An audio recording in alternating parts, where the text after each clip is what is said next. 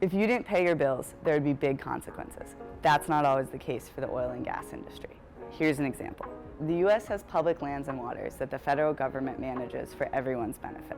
You probably know these better as national parks, wildlife refuges, and national forests. Some of these lands are leased, basically rented out, for oil and gas production. The biggest oil and gas companies, like these, have hundreds, if not thousands, of these leases on our public lands. And when they lease land from the federal government, there are rules they're supposed to follow to protect taxpayers, wildlife, and workers.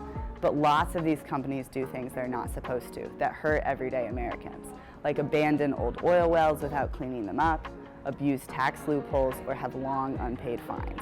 In fact, over half of the top oil and gas companies have committed at least one of these violations.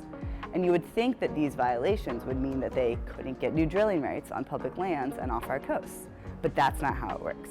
It actually doesn't affect their ability to get new leases or to drill. Oil and gas companies have been cheating the system for years. It helps them rake in massive profits, which were over $200 billion last year alone. But that's about to change. The Biden administration is taking steps to hold oil and gas companies accountable. New safeguards will make companies pay their fair share, clean up after themselves, protect people in danger from drilling, and limit which companies can use shared public resources. We know that actions have consequences, and it's time for the oil and gas industry to learn that lesson too.